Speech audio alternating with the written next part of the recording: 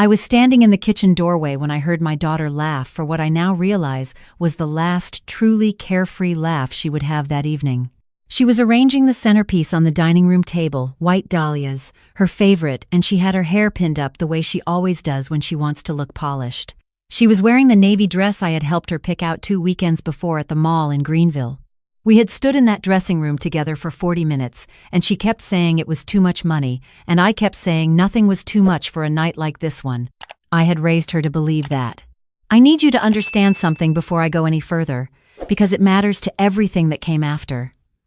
My daughter did not grow up with money. Neither did I.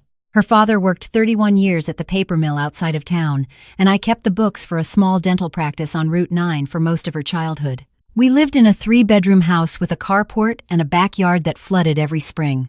She wore hand-me-down winter coats until she was 12. She knew what it meant to check the price of something before you put it in the cart. But she was also the kind of girl who stayed up past midnight reading. Who won the county spelling bee 3 years in a row? Who got herself a full scholarship to the state university and graduated summa cum laude with a degree in accounting? She built her own life from the ground up, entirely with her own 2 hands, and I have never once in my 63 years been more proud of any human being on this earth. She had been with my son-in-law for 4 years when he proposed, and they had been married for 2.5 before that particular October evening. His family came from a different world. Old money. The kind that doesn't announce itself loudly because it doesn't need to. His father had inherited a regional bank his grandfather founded. His mother, the woman I will call my daughter's mother-in-law, had grown up in a house with a name, an actual name, like the kind you see on historical plaques. She had never hidden the fact that she thought her son had married beneath himself. She was always too gracious to say it directly. That was her particular gift, the ability to wound with perfect, plausible deniability. She would compliment my daughter's cooking and then pause just long enough before adding for someone who didn't grow up with a proper kitchen. She would admire my daughter's earrings and note they were so fun, the affordable ones always are. Small cuts, carefully placed, and always in front of enough witnesses that calling her out would make my daughter seem oversensitive. I watched it happen for 2.5 years. I bit my tongue so many times I'm surprised I have one left. The dinner that October was what my son-in-law's family called the annual fall gathering. They held it every year at the estate, and yes, they used that word without irony, to celebrate the harvest season and to bring together the extended family. There were about 60 people in attendance, long tables in the formal dining room catered by a restaurant that had a waiting list, crystal that caught the candlelight, the kind of evening where you felt quietly evaluated every moment you were in it. My husband and I drove down from Greenville the morning of. We are not uncomfortable people. We know how to hold a conversation, how to dress for an occasion, how to behave at a formal dinner. But there is a specific kind of discomfort that comes from being in a room where you feel the architecture itself was built to remind you that you do not belong in it. I felt it every time I walked through their front door. My daughter had worked herself into the ground preparing for that evening. She had organized the seating arrangement at her mother-in-law's request, coordinated with the caterer, handled the floral arrangements herself because her mother-in-law had said the florist she liked was a bit pedestrian. She had done all of it without complaint. She always did. Dinner went smoothly enough. The food was extraordinary, I will give them that. The conversation moved around the table the way it always did in that family, people talking about investments and board positions and properties in places I had only ever read about. My husband and I mostly listened. We had learned to do that gracefully. It was during the dessert course that it happened. My son-in-law's mother stood up. She had this way of rising from a chair that commanded the room before she even opened her mouth, spine perfectly straight, a single strand of pearls at her throat, silver hair set so precisely it could have been lacquered in place. She reached for her champagne glass and touched a small spoon to it until the room went quiet, and then she smiled, the smile that I had come to understand was not a smile at all. She began speaking about family, about legacy, about what it meant to carry on a name with integrity. She talked about the importance of the values that had built their family, the discipline, the dedication to excellence. People were nodding. Someone near the end of the table murmured agreement. And then she turned to look at my daughter. She said she wanted to take a moment to acknowledge the woman her son had chosen to bring into their family. She said she knew it had not always been easy for my daughter, navigating a world so different from the one she had come from. She paused there just long enough for the word different to settle into the room like smoke. She said that she admired my daughter's determination to better herself. She said it with her hand over her heart and her voice full of warmth, the way a person sounds when they are absolutely certain that what they are saying is a compliment. She said, "It takes real courage to come from nothing and try to fit into something greater." I heard my daughter's breath catch from 3 seats away. The room responded the way rooms respond when they aren't sure what has happened. A few people nodded again. A few others reached for their glasses. My son-in-law's uncle began to clap slowly, and several others followed. And so there was this brief scattering of applause for a speech that had just publicly reduced my daughter to a charity case at her own family dinner table. My daughter smiled. She has always known how to hold her face still when something has cracked behind it. She smiled and she nodded and she said, "Thank you," because she had been taught to be gracious, because she had spent 2.5 years learning to swallow things whole in that dining room. But I saw her eyes. I know my daughter's eyes the way I know my own handwriting. I have known them since they were the size of new moons looking up at me from a hospital blanket. I saw what moved through them in that moment, and I recognized it immediately, because I had felt it myself, in that same house, at that same table, more times than I could count. It was the particular exhaustion of being made to feel small by someone who has decided that is simply your correct size. I set down my dessert fork. My husband looked at me. We have been married for 38 years, and he knows my silences the way a sailor knows weather. He put his hand briefly over mine on the tablecloth, and I understood the question in it, and I made my decision. I stood up. I did not reach for a spoon to tap my glass. I simply stood up, and something about the way I did it made the table go quiet on its own. I am 63 years old. I have a voice that carries when I choose to use it. I used it. I said I also wanted to say a few words about my daughter. I said I hoped everyone would indulge me, since her mother-in-law had been so generous with her own remarks. A few people shifted in their seats. My son-in-law's mother tilted her chin upward by a fraction of an inch. My daughter looked at me with those eyes, and this time what was in them was something closer to alarm. I told them my daughter had learned to read at 4 years old, that she had a memory like a steel trap, and a work ethic that I had watched her develop not because anyone handed it to her, but because she had decided early on that she would build exactly the life she wanted, one brick at a time. I told them she had been managing the accounting for 3 of the companies under the family's business umbrella for the past 18 months. I asked if anyone at the table had seen the year-end reports she had prepared last December. A few people nodded. My son-in-law's father, a quiet man who had largely stayed out of my lane, cleared his throat. I said those reports had identified a discrepancy, a significant one, in the disbursement accounts for the family's charitable foundation. The room changed. It is difficult to describe what happens to the air in a room when something true and unwanted enters it.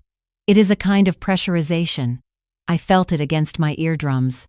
I said my daughter had flagged the discrepancy 8 months ago, quietly, professionally, through the correct internal channels, the way a person with integrity does when they find something that doesn't add up. I said she had brought it to the attention of the foundation's administrator and had been told it was a rounding error and to leave it alone. I said she had not left it alone, because she is not a person who leaves things that don't add up alone. She had documented everything, every transfer, every discrepancy, every date, and she had kept copies, because my daughter is the kind of woman who keeps copies. I said the amount in question was not a rounding error. It was $412,000, distributed across 6 fiscal years in increments, small enough to avoid automatic audit flags, drawn from accounts designated for a children's literacy program that this family had been publicly lauded for supporting. I said my daughter had turned that documentation over to the state attorney general's office 11 days ago. I said she had done it because she came from a family that taught her the difference between what looks right and what is right, and that sometimes those two things are not the same. The room was absolutely silent. My son-in-law's mother had not moved. She was still holding her champagne glass. Her knuckles had gone white around the stem. I looked at her directly. I had wanted to do that for 2.5 years without flinching, and I found that it was easier than I had expected. She suddenly looked very much like a person who understood, finally and completely, that the room had shifted around her. I said I was sure she had only meant her earlier remarks as encouragement, I said I took them in the generous spirit in which I assumed they were intended, and then I sat back down. For a moment, no one spoke.